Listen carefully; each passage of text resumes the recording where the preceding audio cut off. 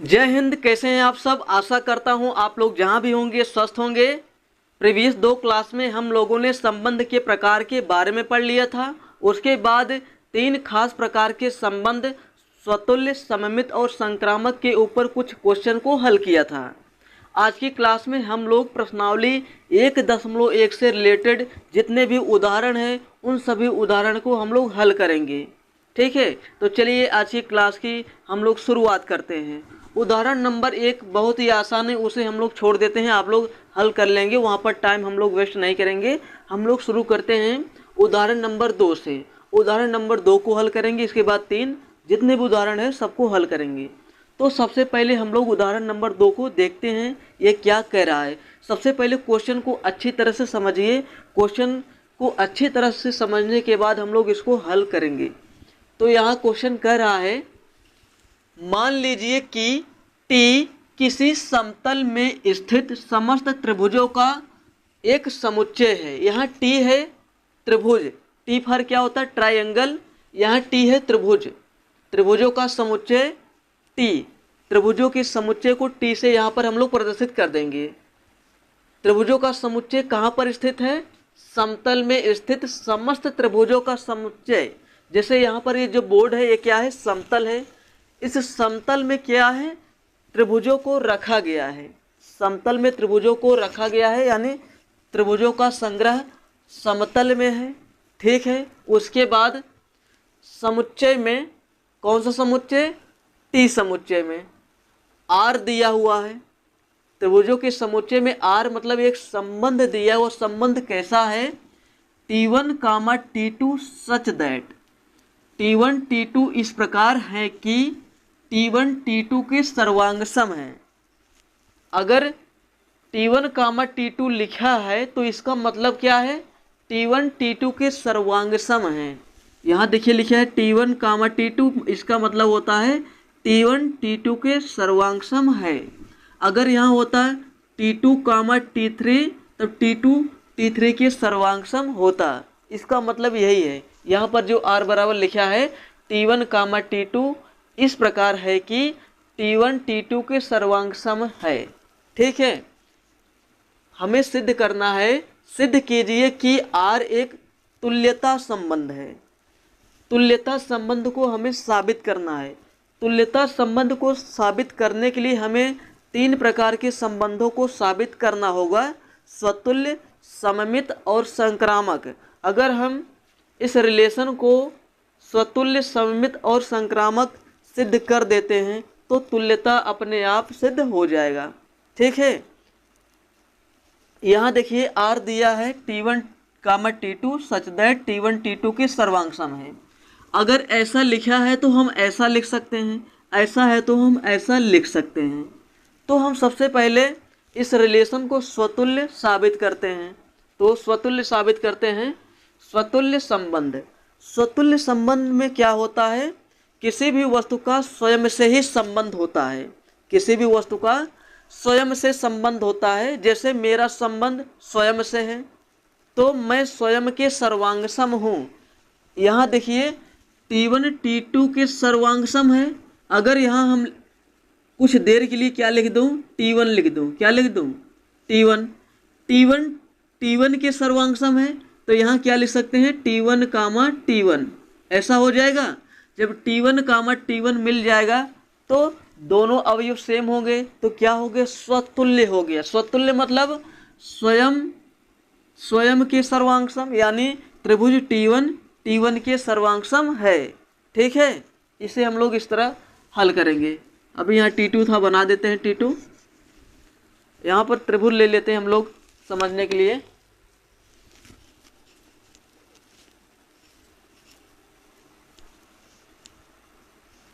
इसको हम लोग थोड़ा सा डायग्राम के रूप में समझ लेते हैं। जैसे मान लीजिए यहाँ सेट T है और सेट T है, क्योंकि जो रिलेशन है वह T से T में ही है।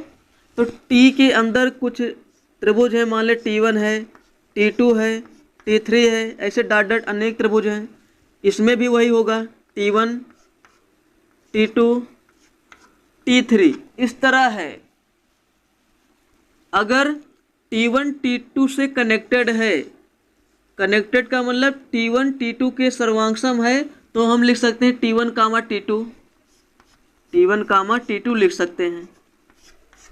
अगर T1 T1 के सर्वांगसम है तो हम लिख सकते हैं T1 कामा T1।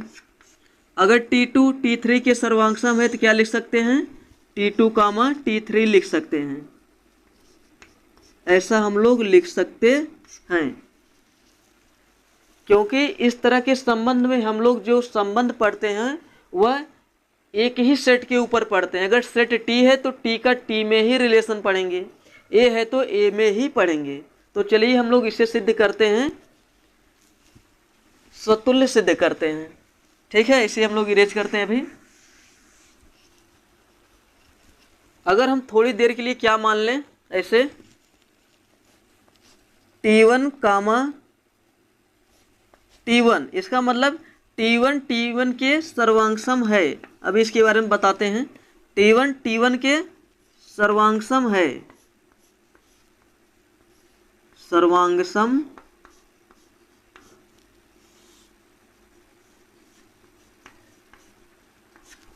T1 T1 के सर्वांगसम है, तो हम इसको लिख सकते हैं T1 comma T1 belongs to R। हो सकता है ऐसा, जैसे मान लीजिए आप हैं, आप स्वयं के सर्वांगसम हैं। उसी तरह कोई त्रिभुज अगर T1 है वह स्वयं के सर्वांगसम है। सर्वांगसम का मतलब जो एक दूसरे को ढक लें। जैसे यहाँ पर एक त्रिभुज ले लेते हैं हम लोग। यहाँ पर एक त्रिभुज क्या ले लिए हम, यहाँ एक त्रिभुज ले लिए हैं। यह त्रिभुज मान ले क्या है, T1 है। यह स्वयं के सर्वांगसम है। स्वयं के सर्वांगसम का मतलब यह त्रिभुज स्वयं को ढक लेगा। सर्वांगसम का मतलब होता है जो आकृतियाँ स्वयं को ढक लेती हैं उसको कहते हैं सर्वांगसम आकृति। तो यह त्रिभुज स्वयं को ढक सकता है। हम इस त्रिभुज को क्या मान लेते हैं, ये T1 है। यह T1 स्वयं को ढक लेगा, तब T1 T1 के सर्वांगसम हो जाएगा। वही यहाँ पर लिखे हैं T1 कामा T1, T1 कामा T1। इसका मतलब T1 T1 के सर्वांगसम है। जब ऐसा है तो हम ऐसा लिख सकते हैं, दैट इम्प्लाइज, ऐसा है तो ऐसा लिख सकते हैं। जब T1 comma T1 belongs to R हो गया तो इसको लिख सकते हैं हम, अतः R स्वतुल्य संबंध है।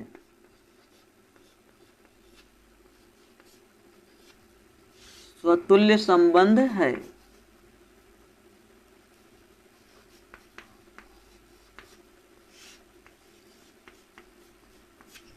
यहाँ पर R कैसा है, स्वतुल्य संबंध साबित हो गया। अब इसके बाद हम लोग सिद्ध करते हैं सममित संबंध। सममित संबंध कैसे सिद्ध करेंगे, यहाँ देखिए। सममित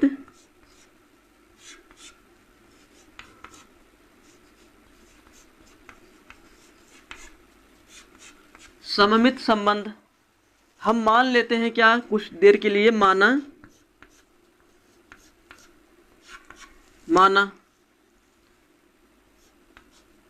T1 T2 के सर्वांगसम है। T1 T2 के सर्वांगसम है, सर्वांगसम है। T1 T2 के सर्वांगसम है, तो हम इसको क्या लिख सकते हैं, T1 comma T2 belongs to R, ऐसा लिख सकते हैं ना। अगर T1 T2 के सर्वांगसम है तो ऐसा लिख सकते हैं, T1 कामा T2 या किसके अंदर होगा, R के अंदर होगा, इसलिए लिखे हैं बिलोंग्स टू R। इसी तरह अगर हम ये लिख दें, T2 T1 के सर्वांगसम है, के सर्वांगसम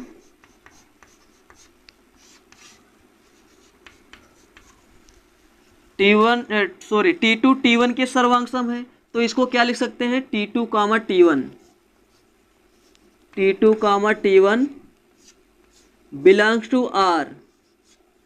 बिलोंग्स टू आर।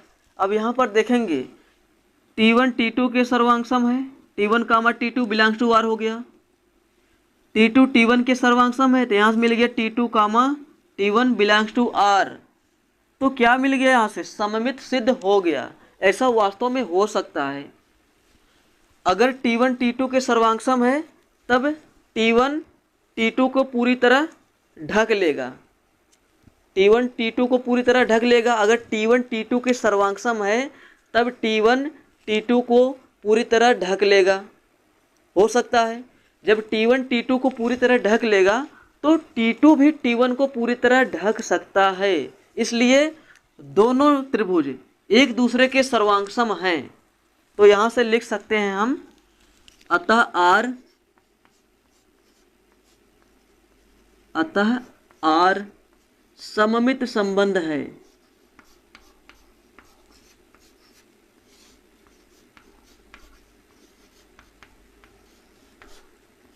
सममित संबंध है। सममित संबंध में हमें क्या चाहिए, अगर T1 T2 से कनेक्टेड है तो इसका उल्टा T2 T1 से कनेक्टेड मिलना चाहिए। यहाँ पे मिल गया, इसलिए R सममित संबंध हो गया। अब इसके बाद हम लोग संक्रामक सिद्ध करते हैं। संक्रामक भी सिद्ध कर देंगे बहुत ही आसानी से। संक्रामक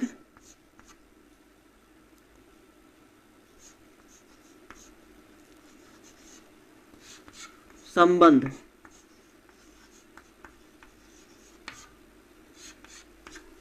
संक्रामक संबंध, इसमें देखिए मान लेते हैं हम यहाँ पे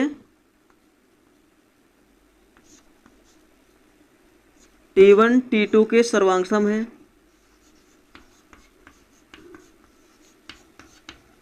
सर्वांग सम है। तो इस लाइन को हम इस प्रकार लिख सकते हैं, T1 comma T2 belongs to R। जब T1 T2 के सर्वांग सम है तो लिख सकते हैं T1 comma T2 belongs to R, इसके अनुसार। और यहाँ से लिख सकते हैं हम, एक और मान लेते हैं, मानना T2 कामा T3। एक त्रिभुज हम T3 अपने मन से ले लिए हैं, T2 कामा T3। इसका मतलब हम यहाँ लिखते हैं T2 T3 के सर्वांग सम है, सर्वांग सम, सर्वांग सम है। तो इसको हम क्या लिख सकते हैं, T2 comma T3 belongs to R, belongs to R। जैसे मान लीजिए दो लोग हैं, एक और बीच में है, यह इसके सर्वांग सम है, बीच वाला इसके सर्वांग सम है, तो पहला वाला तीसरे के भी सर्वांग सम होगा। कैसे होगा समझिए आप लोग इस त्रिभुज से। यहाँ पर हम लोग तीन त्रिभुज लेते हैं, तीन त्रिभुज यहाँ पे हैं, यहाँ पर तीन त्रिभुज है। ये पहला वाला त्रिभुज, यह पहला वाला त्रिभुज इसके सर्वांग सम है T2 के, T1 T2 के सर्वांग सम है, T1 T2 के सर्वांग सम है, यानी T1 T2 को ढक लेगा, T1 T2 को ढक लिया है। और T2 T3 के सर्वांग सम है, यानी T2 ने T3 को ढक लिया। तब जब T1 ने T2 को ढका, T2 ने T3 को ढका, तब T1 T3 को ढक सकता है। जब ढक सकता है तो उस कंडीशन में T1 सर्वांग सम हो जाएगा T3 के। यहाँ से हो जाएगा T1 comma T3 belongs to R, T1 comma T3 belongs to R। इसको हम लिख सकते हैं T1 T3 के सर्वांग सम है, सर्वांग सम है।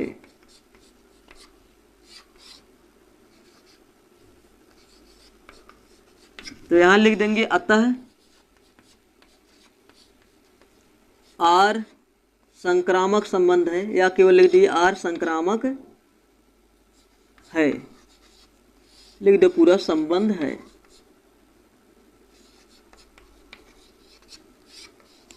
आर संक्रामक संबंध है। यहाँ पर देखिए स्वतुल्य सिद्ध हो गया, सममित सिद्ध हो गया, उसके बाद संक्रामक सिद्ध हो गया। इसलिए यहाँ लिख देते हैं आर स्वतुल्य सममित व संक्रामक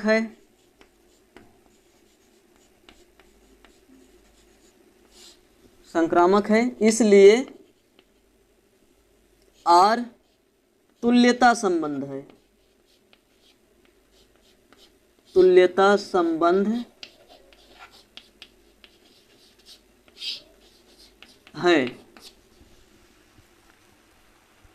तुल्यता संबंध को सिद्ध करने के लिए हमें स्वतुल्य, सममित और संक्रामक सिद्ध करना होता है। तो यहाँ पे हमने स्वतुल्य साबित कर दिया, यहाँ सममित और वहाँ संक्रामक। जब तीनों सिद्ध हो गए तो यहाँ लिख देते हैं हम आर स्वतुल्य, सममित व संक्रामक है, इसलिए आर तुल्यता संबंध है। इस लाइन को आप यहाँ नीचे से लिखेंगे, बस इसको लास्ट में लिखेंगे। उम्मीद करता हूँ आप लोग उदाहरण नंबर 2 को अच्छी तरह से समझ गए होंगे। अब इसके बाद हम लोग क्वेश्चन नंबर 3 को हल करेंगे, जो उदाहरण नंबर 3 है। चलिए इसके बाद हम लोग उदाहरण नंबर 3 को हल करते हैं। उदाहरण नंबर 3 यहाँ दिया हुआ है, कह रहा है मान लीजिए कि L किसी समतल में स्थित समस्त रेखाओं का एक समुच्चय है। इसके पहले जो क्वेश्चन नंबर 2 था उसमें समतल में स्थित त्रिभुजों का समुच्चय था, लेकिन इसमें क्या दिया हुआ है, L किसी समतल में स्थित समस्त रेखाओं का समुच्चय है। यहाँ पर जो सेट L है वह रेखाओं का समुच्चय है। यह रेखाओं का समुच्चय किसी समतल में स्थित है तथा R दिया है, यानी सेट L से सेट L में जो संबंध R है यहाँ पर परिभाषित किया गया है। यहाँ दिया है L1, L2 सच दैट, इसका मतलब है L1 L2 पर लंब है। यहाँ पर जो दिया है L1 L2 से कनेक्टेड है। L1 L2 से किस प्रकार कनेक्टेड है, L1 L2 पर लंब है। L1, L2 का मतलब है L1 L2 पर लंब है। जैसे मान ले यह L2 रेखा है और ये हो गया L1 रेखा। इसका मतलब क्या है, L1 L2 पर लंब है, L1 L2 पर लंब है, इसका मतलब यही है। उसके बाद यहाँ है समुच्चय L में परिभाषित है। ये जो संबंध है L1, L2 such that L1 L2 पर लंब है, यह रिलेशन समुच्चय L में परिभाषित एक संबंध है। सिद्ध कीजिए कि R सममित है। R सममित है, किंतु यह न तो स्वतुल्य है न संक्रामक है। यहाँ पर जो रेखाओं के बीच रिलेशन है वह रिलेशन केवल सममित है, न तो स्वतुल्य है न संक्रामक है। इसे हमें सिद्ध करना है, सममित सिद्ध करना है और हमें यह सिद्ध करना है कि स्वतुल्य और संक्रामक नहीं है। चलिए इसे हम लोग सिद्ध करते हैं। तो इसे भी सिद्ध करना बहुत ही आसान है। जिस तरह हम लोगों ने त्रिभुज वाले क्वेश्चन को हल किए थे उसी तरह इसको भी हल करेंगे। तो देखिए यहाँ पे स्वतुल्य के लिए क्या चाहिए, स्वयं का संबंध स्वयं के साथ चाहिए। त्रिभुज है तो किसी एक त्रिभुज का स्वयं के साथ संबंध चाहिए, जो वहाँ पर कहा गया था सर्वांगसम कहा गया था, तो किसी त्रिभुज का स्वयं के साथ सर्वांगसम होना चाहिए, वहाँ पे हो गया। यहाँ पर है रेखा, रेखाओं के बीच जो रिलेशन है वह लंब होने का रिलेशन है। तो कोई एक रेखा लेंगे, क्या कोई रेखा स्वयं पर लंब हो सकती है? रेखा है, रेखा में कौन सा प्रॉपर्टी यहाँ दिया गया है, लंब होने का यहाँ पर प्रॉपर्टी दिया गया है, लंब होने का यहाँ पर गुण है, ऐसा संबंध दिया गया है। तो कोई एक रेखा लेंगे तो उस रेखा का स्वयं पर रिलेशन हो सकता है लंब होने का। क्या कोई एक सिंगल रेखा स्वयं पर लंब हो सकता है? जैसे यहाँ पर ले लें L1 रेखा, क्या यह L1 रेखा स्वयं पर लंबवत हो सकती है? जैसे आप खड़े हैं, आप स्वयं के ऊपर लंब हो सकते हैं? आप स्वयं के ऊपर खड़े हो सकते हैं? नहीं हो सकते हैं। तो यहाँ पर हम लोग शब्दों में लिखते हैं स्वतुल्य के लिए, स्वतुल्य संबंध।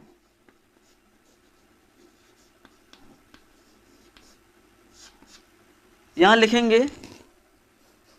L1 कामा L1, L1 पर लंब नहीं हो सकती, नहीं हो सकती। जब L1 पर लंब नहीं हो सकती, तब यहां से हम लिखेंगे L1 comma L1 does not belongs to R। तो L1 कामा L1 वाला पेयर R के अंदर नहीं मिलेगा। तो यहाँ लिखे हैं L1 comma L1 does not belongs to R। तो यहाँ लिख देंगे अतः R, यहाँ पर जो रिलेशन है R वह स्वतुल्य नहीं होगा। R स्वतुल्य संबंध नहीं है, स्वतुल्य संबंध नहीं है। इतना आप लोग लिख देंगे, नहीं है। यहाँ पर हम लोगों ने स्वतुल्य को साबित कर दिया, स्वतुल्य नहीं है, R स्वतुल्य नहीं है। इसके बाद सममित पर आते हैं, देखते हैं सममित होगा। वैसे तो क्वेश्चन में कहा है सममित है, तो सिद्ध भी करना है सममित है। सममित संबंध, सममित होने के लिए दो चीजें चाहिए। हम मान लेते हैं L1 L2 पर लंब है, अभी समझ में आ जाएगा आगे। L1 L2 पर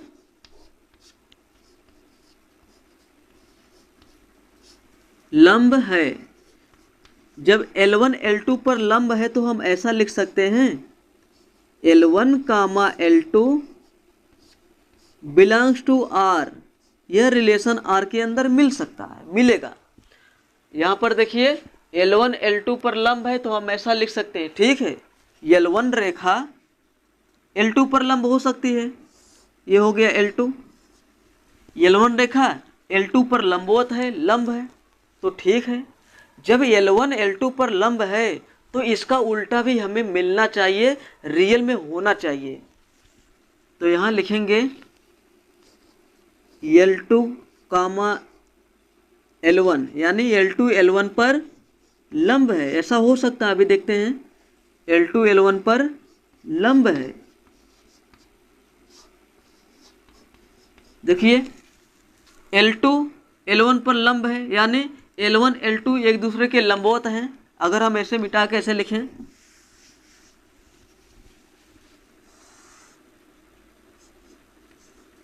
L2 ऊपर L1,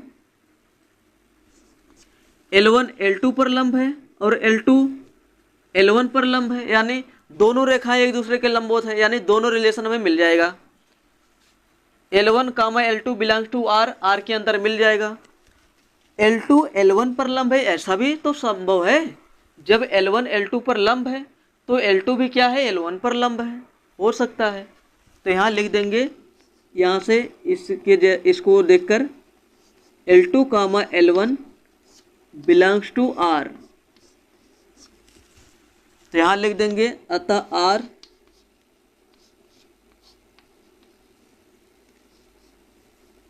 R सममित संबंध है, सममित संबंध। यह R सममित संबंध है, ठीक है। अब इसके बाद आते हैं हम लोग संक्रामक के ऊपर। संक्रामक देखते हैं है या नहीं है। यहाँ आते हैं संक्रामक संबंध।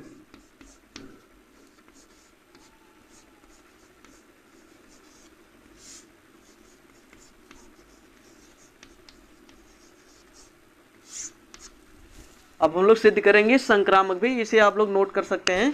अब देखिए संक्रामक हम लोग कैसे सिद्ध करेंगे। संक्रामक के लिए 3 रेखाओं का होना जरूरी है, 3 रेखाओं का होना जरूरी है। तो यहाँ हम लिखते हैं पहले L1, L1 L2 पर लंब है, L2 पर लंब है। अभी यहाँ पर शब्द यूज कर रहे हैं, अभी समझ में आ जाएगा हम ऐसा क्यों कर रहे हैं। L1 L2 पर लंब है तो हम यहाँ से ऐसा लिख सकते हैं इसको, L1 comma L2 belongs to R।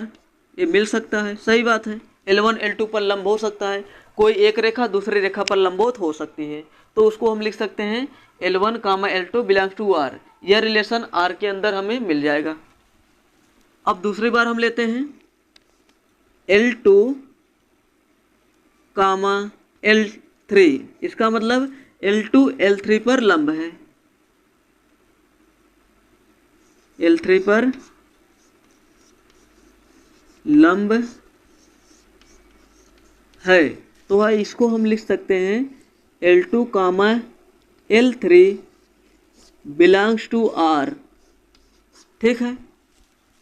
अब देखिए थोड़ा सा यहाँ पर आपको दिमाग लगाना है। यहाँ क्या है, L1 comma L2, L1 comma L2, और यहाँ क्या है L2 कामा L3।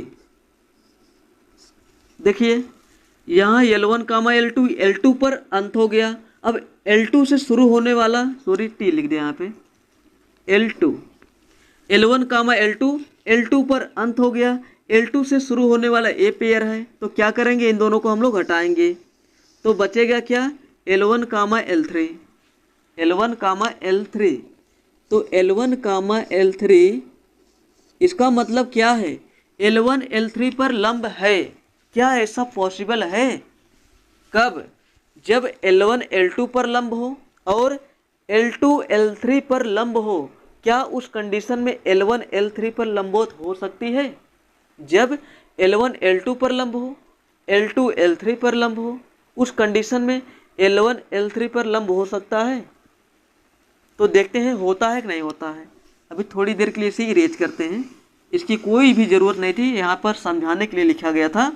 यहाँ है L1 L2 पर लंब है, लिख दीजिए। ये है L1, ये है L2।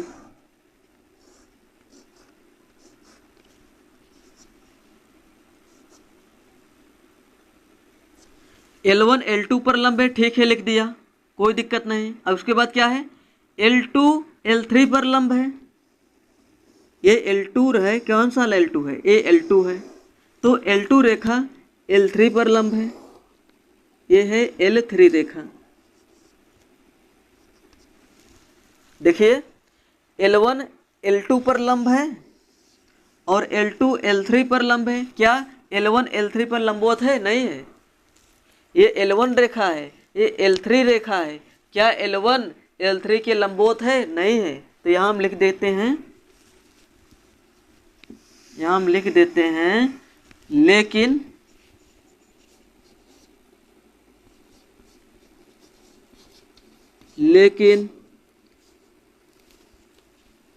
L1 comma L3 does not belongs to R।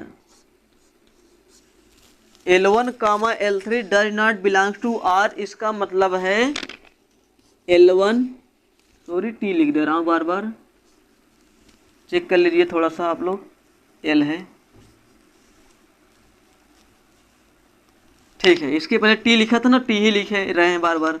तो इसको क्या लिख सकते हैं, L1 कामा L3 को, तो यहाँ से हम लोग लिख सकते हैं L1 L3 पर लंब नहीं है। Does not belongs to R का मतलब L1 L3 पर लंब नहीं है, L1 L3 पर लंब नहीं है।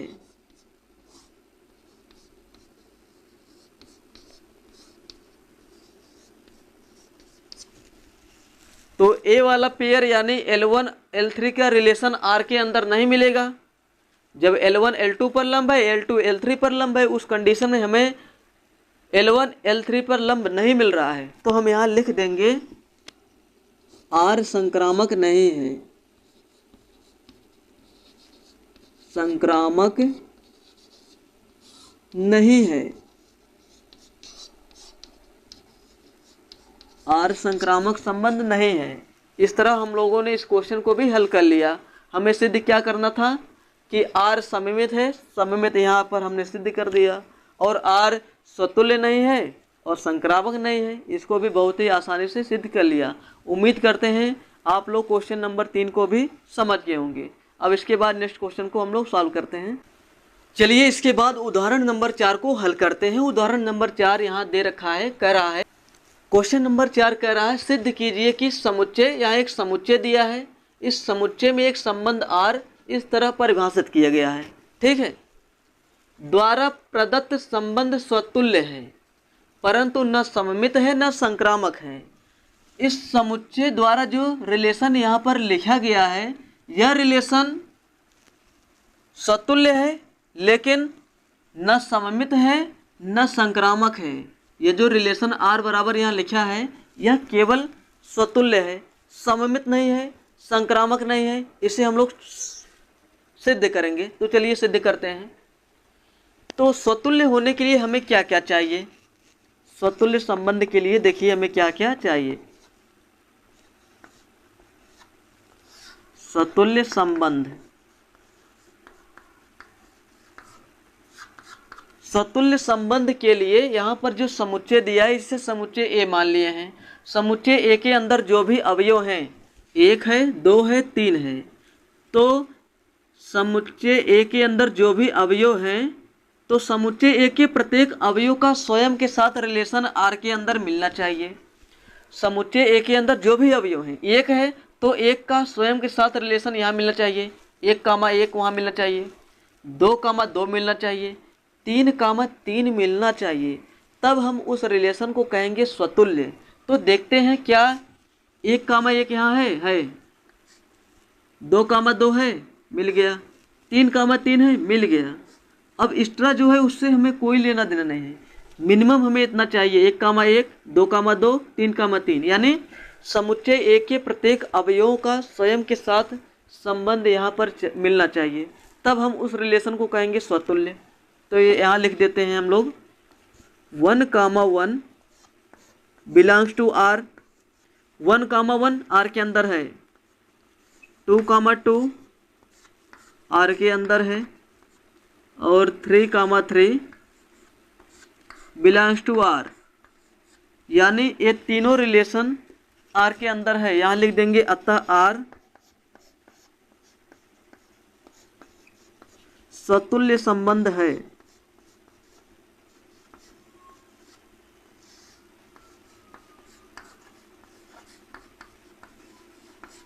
आर कैसा संबंध है? स्वतुल्य संबंध है। स्वतुल्य तो साबित हो गया। अब इसके बाद क्या साबित करना है? सममित नहीं है, तो यहाँ लिखते हैं सममित संबंध। तो सममित संबंध में क्या होता है इसे समझिए। सममित संबंध, तो जो स्वतुल्य साबित हो गया उसको अभी छोड़िए, इन तीनों को छोड़ देते हैं। जो दोनों पेयर बचे हैं, इन दोनों क्रमित युग्मों को लेकर चेक करते हैं हमारा सममित है या नहीं है। यहाँ देखिए आर के अंदर 1,2 है, अब इसका उल्टा 2,1 नहीं है। 1,2 आर के अंदर है, 1,2 बिलोंग्स टू आर, लेकिन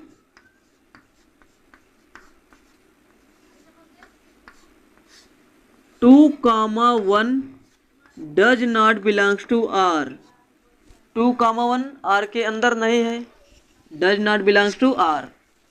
अगर ऐसा है तो हमें ऐसा मिलना चाहिए, मिल ही नहीं रहा है, इसलिए आर सममित संबंध नहीं है। अब 2,3 लेंगे, इसका भी उल्टा नहीं मिलेगा, तो पहले ही फेल हो गया एक ही बार में, तो एक ही बार लिख देते हैं, सीधा यहाँ लिख दीजिए आप लोग, अतः आर सममित संबंध नहीं है।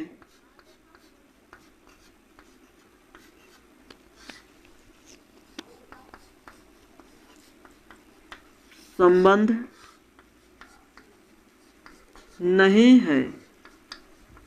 इसके बाद संक्रामक भी चेक कर लेते हैं।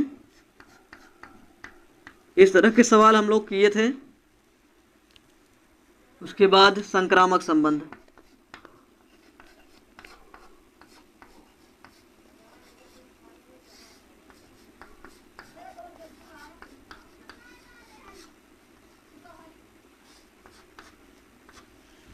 संक्रामक संबंध में क्या चाहिए, देखिए जो स्वतुल्य है उसे लेकर हम लोग चेक करेंगे तो ज़्यादा टाइम जाएगा। स्वतुल्य वाले को लेकर संक्रामक चेक करेंगे, मिल ही जाएगा। स्वतुल्य के अलावा जो अन्य पेयर है उसे लेकर हम लोग चेक करेंगे। देखिए यहाँ पर 1,2 है, 1,2, 2 पर लास्ट हो गया, अंत हो गया। अब 2 से शुरू होने वाला कोई पेयर है यहाँ पे, 2 यहाँ है, तो 2 और 2 को हटा देंगे, इसे गायब करिए, तो 1,3 बचेगा। 1,3 यहाँ पर है, नहीं है। जब नहीं है तो हमारा संक्रामक संबंध नहीं होगा।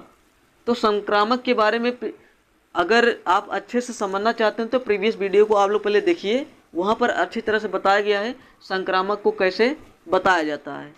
अगर ऐसा है 1,2 और 2 से शुरू होने वाला कोई पेयर है तो इस 2 और 2 को हटा देते हैं, तो 1 और 3 बचा, और 1 और 3 यहाँ पर मिलना चाहिए, कहीं पर भी, कहीं पर नज़र ही नहीं आ रहा है, तो ये हमारा संक्रामक संबंध नहीं होगा। यहाँ लिख देंगे हम लोग 1,2 बिलोंग्स टू आर, आर के अंदर है, ठीक है, कोई दिक्कत नहीं। और 2,3 भी आर के अंदर है, बिलोंग्स टू आर, लेकिन 1,3 does not belongs to R, इसलिए हमारा संबंध संक्रामक नहीं होगा।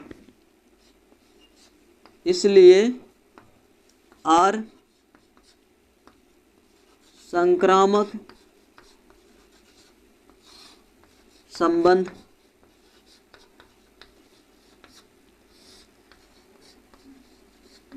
नहीं है।